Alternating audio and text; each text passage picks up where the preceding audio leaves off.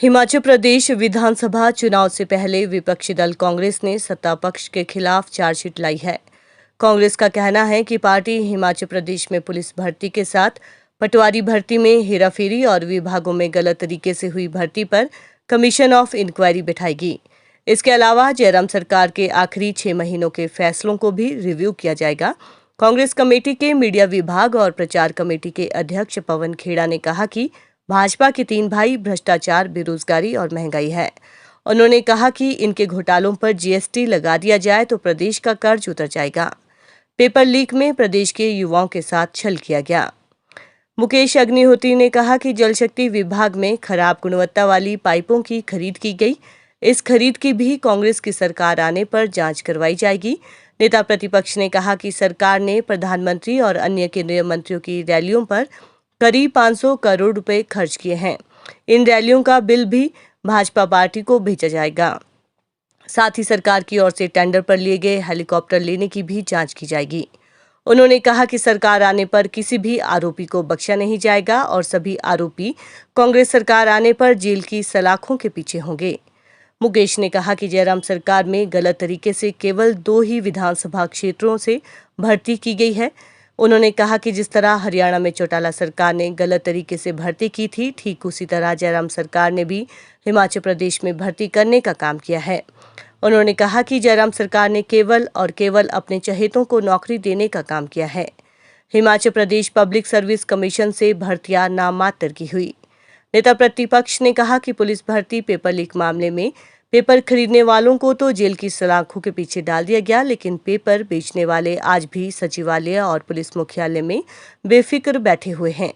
उन्होंने कहा कि कांग्रेस सरकार बनने पर सभी आरोपियों के खिलाफ कड़ी कार्रवाई की जाएगी। नेता प्रतिपक्ष ने आरोप लगाया कि हिमाचल प्रदेश में बेरोजगारों के साथ सरकार ने धोखाधड़ी करने का काम किया है। वहीं हिमाचल कांग्रेस प्रचार समिति के अध्यक्ष सुखविंदर सुक्खू ने कहा कि जयराम सरकार 5 साल में भ्रष्टाचार करती रही। कोरोना के समय अभी भी जब लोगों की मदद करने की आवश्यकता थी, तब भी हिमाचल भाजपा के तत्कालीन अध्यक्ष राजीव बिंदल ने घोटाला किया।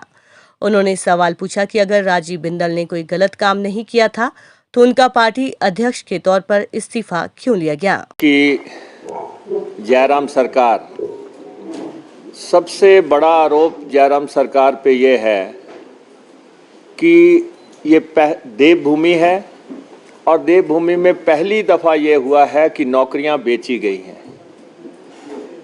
यहाँ पे मुख्यमंत्री हुए, किसी को कहा गया कि वो उन्होंने हिमाचल निर्माता हिमाचल बनाया था। कोई आधुनिक हिमाचल के निर्माता बने, कोई सड़कों वाले मुख्यमंत्री बने, कोई पानी वाले मुख्यमंत्री बने, लेकिन जयराम इतिहास में नौकरियां बेचने वाले मुख्यमंत्री के तौर पे अब दर्ज किए जाएंगे। और आप देखिए कि पुलिस की भर्ती हुई। पुलिस की भर्ती में 6-6 लाख रुपया लोगों ने 8-8 लाख रुपया सिपाही की भर्ती के लिए दिया। और सिपाही भर्ती होने के लिए हिमाचल प्रदेश में पहली दफ़ा पैसे का लेन देन हुआ। आज भी 225 लोग पेपर खरीदने वाले जेल की सलाखों के पीछे बंद हैं, जबकि पेपर बेचने वाले या तो सचिवालय में बैठे हैं या पुलिस मुख्यालय में बैठे हैं। उसके बाद पंप ऑपरेटरों के पोस्टें जो हैं 4-4 लाख रुपए में बिक गई। एफआईआर्स हुई, एफआईआर्स पे कोई काम नहीं हुआ। चहेतों को नौकरियां दी गई, मेरिट का गला घोंटा गया और प्रदेश के लगभग 14 लाख बेरोजगारों के साथ इन्होंने धोखा किया है। और अपने लोगों को सबऑर्डिनेट सिलेक्शन बोर्ड में भी अलग कमरों में पर्चे दिलवाए गए। पब्लिक सर्विस कमीशन में जो है के माध्यम से भर्तियां हुई नहीं। अपनी मनमर्जी से अपने चहेतों को नौकरियों पे रख दिया गया और हमने फैसला किया है, जैसे ही कांग्रेस की सरकार बनती है हिमाचल प्रदेश में, भर्तियों के मामले में कमीशन ऑफ इंक्वायरी बिठाई जाएगी। और ये हिमाचल प्रदेश के साथ बहुत बड़ा फ्रेब हुआ है, धोखा हुआ है, हिमाचल के युवाओं के साथ धोखा हुआ है। गैर हिमाचलियों को नौकरियां दी गई, सारे जेईस जो है बाहर से भर दिए गए, 2 हलकों में नौकरियां दी गई और उन हलकों में जो है बिना कायदे कानून से अभी आईपीएच के ड्राइवर लगाए गए। एक्शन की भर्ती 2 हलकों से 42 ड्राइवर लगा दिए गए। ये सारा जो लूट का खेल था भर्तियों के मसले में, बहुत बड़ा आक्रोश है हिमाचल प्रदेश में। पुलिस की भर्ती 2020 में भी पर्चा लीक हुआ, पुलिस की भर्ती 2022 में भी पर्चा लीक हुआ, पटवारियों की भर्तियों में हेराफेरी हुई और पिछले 6 महीने में तो जिस कदर लोगों को सरकारी सेक्टर में रखा जाता है, ऐसे तो लाले की दुकान में भी नहीं रखा गया। और बिना एप्लीकेशन के, बिना किसी कायदे कानून के लोगों को भरने का काम किया है। इसलिए हमने फैसला किया है, जयराम सरकार के आखिरी 6 महीने के सारे फैसले रिव्यू किए जाएंगे।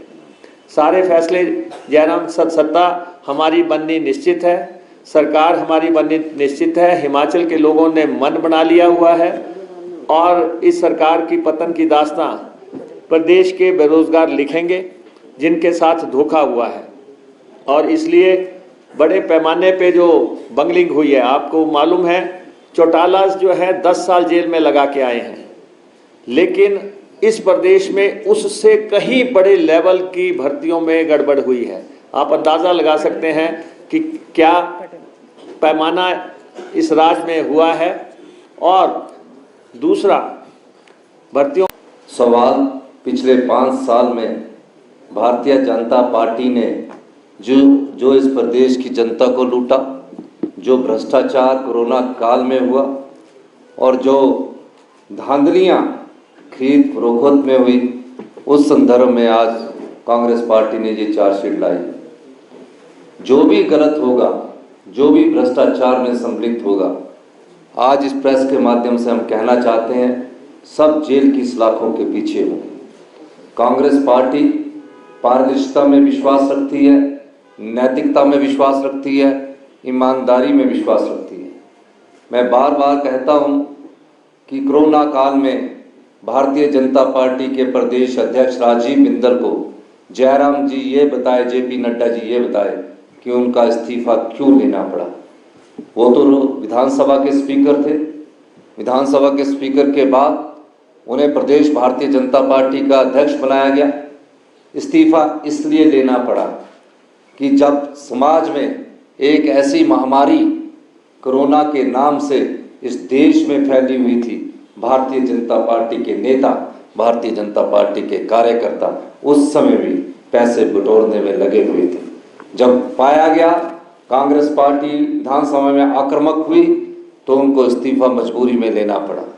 मैं एक बात और आप लोगों के सामने स्पष्ट कर देना चाहता हूं। भाई, बेरोजगारी, भ्रष्टाचार और महंगाई, आज का जो आरोप पत्र है, आप लोग पिछले 5 साल से लगातार कई चीजें रिपोर्ट करते आए हैं। बिना किसी डर के यहाँ के पत्रकार लिखते आए, छापते आए, टीवी पर बताते आए हैं और हिमाचल की जनता भी देखती आई कि क्या हो रहा है, कैसे पेपर लीक होते हैं, कैसे गैस सिलेंडर के दाम बढ़ते चले जाते हैं, ब्रेड जो कि हर घर के लिए आवश्यक वस्तु है, कैसे 25 रुपए की ब्रेड 45 रुपए हो जाती, पेट्रोल, डीजल, हर चीज, बेरोजगारी और जो वादे थे बेरोजगारी के। तो जो आरोप पत्र हम लोग आज रिलीज कर रहे हैं, कोई नई चीज इसमें नहीं है। आप लोगों से तो आप तो सब हर आरोप से वाकिफ हैं। और सबसे शुरुआत जो आरोपों की होती है, आप इनका घोषणा पत्र पिछले चुनाव का उठा के देख लीजिए। 10 प्रमुख बिंदु थे, एक बिंदु बता दीजिए जो इन्होंने पूरा किया।